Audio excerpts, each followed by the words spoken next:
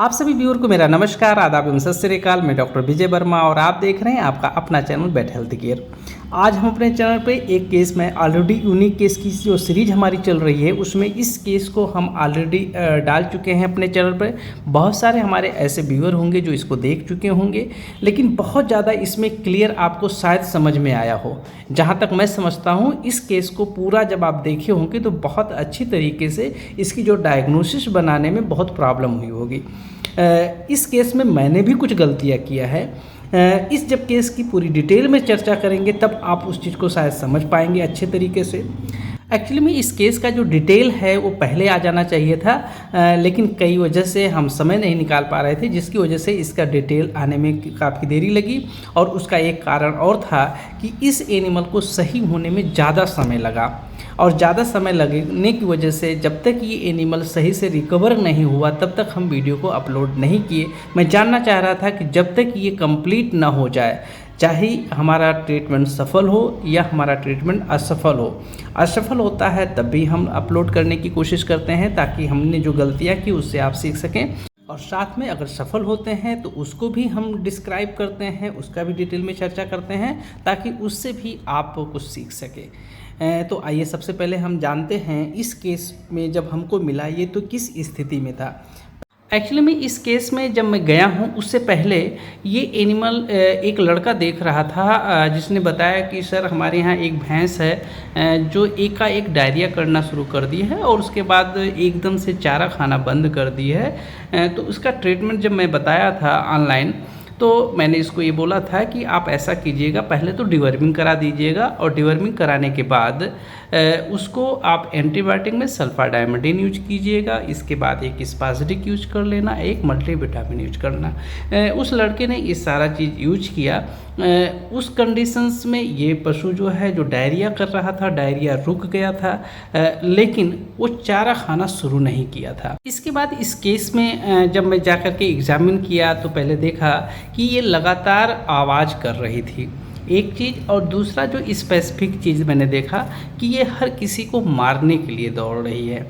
और तीसरा जो स्पेसिफिक केस मैंने देखा कि ये जब भी चल रही है एकदम लड़खड़ा के चल रही है, अगर थोड़ा सा भी इसको आप इधर उधर हिला दीजिए तो ये गिर पड़ रही थी। इस एनिमल का जब मैंने टेम्परेचर लिया तो 101 डिग्री फ़ारेनहाइट था। ये एनिमल कम्प्लीटली एनोरेक्टिक हो चुकी थी।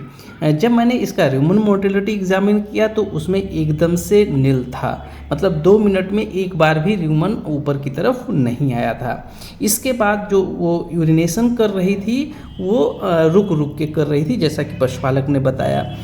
इसके अलावा एक चीज़ और अगर आप ध्यान दिए हों वीडियो में, तो इस वीडियो में जब एनिमल कम्प्लीटली रिलैक्स होकर के खड़ा होता है, जब मैं दूर था तो उस कंडीशंस में ये एनिमल अपने लेग को क्रॉस करके खड़ा हुआ था। इसके अलावा जैसे मैं वो मुझे देखता था, मैं उसके पास जाता था तो ये तुरंत मारने के लिए दौड़ती थी।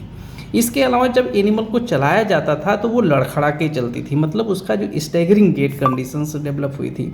इसके अलावा वो एनिमल जो था वो बहुत ज़्यादा सेंसिटिव हो चुका था, मतलब जैसे ही आप उसके पास जाएंगे वो इतना ज़्यादा सेंसिटिव हो गया था, इसका मतलब वो हाइपर एस्थीसिया कंडीशंस में जा चुका था।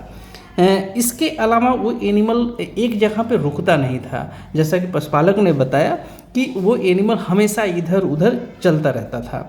ये सारी कंडीशंस देख कर इस एनिमल की सारी कंडीशन को देख करके उस समय मैं हाईली कंफ्यूज हो गया। मेरे पास जो अपना टेंटेटिव डायग्नोसिस, जो अपना ओपिनियन बनाना था, वो मैं बेसिकली 3 डायरेक्शंस में कंफ्यूज हुआ। पहला, ये ऐसा लग रहा था जैसे रेबीज का केस है। दूसरा, ये ऐसा लग रहा था जैसे ट्रिपेनोसोमियोसिस का केस है। और तीसरा, ये ऐसे लग रहा था कि जैसे ये कीटोसिस का केस है। चूँकि पहले डायरिया हुआ था इसलिए मैं सोचा कि ये कीटोसिस नहीं हो सकता है, लेकिन इस समय उसका जो गोबर था, जो कि वो कर ही नहीं रही थी, इसलिए नहीं जान मिला और हमने गोबर को एग्जामिन भी नहीं किया था। इसके बाद इसकी सारी एक्टिविटी मुझे ऐसा लगा कि ज़्यादा संभावना है इसको ट्रिपेनोसोमियोसिस का, इसलिए पहले दिन मैंने इसको ट्रिपेनोसोमियोसिस का ट्रीटमेंट दिया और उसमें बेसिकली मैंने डायमनाजीन यूज किया। और यही जो मैंने डायमनाजीन यूज किया यही मैंने गलत किया, क्योंकि इस एनिमल को ट्रिपेनोसोमियोसिस था ही नहीं। क्योंकि जो सैंपल मैंने लिया था, जब उसको अपने लैब में मैंने एग्जामिन किया तो उसमें मुझे ट्रिपेनोसोमा एक भी नहीं मिला। इसके बाद मुझे लगा कि अब ये एनिमल लंबे समय तक ऑफ फीड में जाएगा, क्योंकि डायमिनाजिन जो होता है वो अगर ट्रिपेनोसोम्स नहीं मिलता है तो वो ज़्यादा मात्रा में हिपेटोटॉक्सिक एक्टिविटी का करता है, जिसकी वजह से वो एनिमल लंबे समय में ऑफ फीड में चला जाता है। इसके बाद जो दूसरी डिजीज मैंने अपना ओपिनियन बनाया था वो बनाया था कीटोसिस का। रेबीज़ का इसलिए नहीं बनाया क्योंकि वो एनिमल पानी पी ले रहा था, इसलिए मुझे लगा कि इसको रेबीज बिल्कुल नहीं होगा।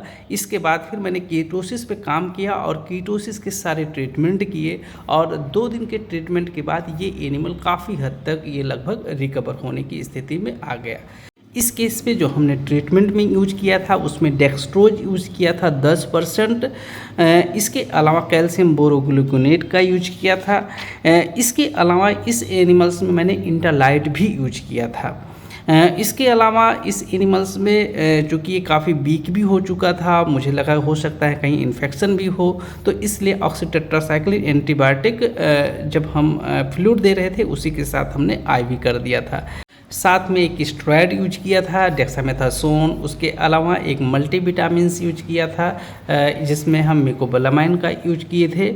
इसके बाद पशुपालक को एक लीवर टॉनिक रिकमेंड किया गया और साथ में टोनाकाइन गोल्ड 4 दिनों के लिए एक पाउच रिकमेंड किया गया। इसके बाद जब हमने पशुपालक से वार्ता किया टेलीफोन से, तो पशुपालक ने बताया कि अब उसकी भैंस स्वस्थ है, अब वो चारा भी ले रही है। बस एक प्रॉब्लम उसमें ये बताया कि उसके नाक पे एक फोड़ा हो गया है। इतनी देर तक हमसे जुड़ने के लिए आप सभी व्यूअर का बहुत बहुत धन्यवाद। मिलते हैं किसी और दिन किसी और केस के साथ, तब तक के लिए आप सभी को जय हिंद, जय भारत।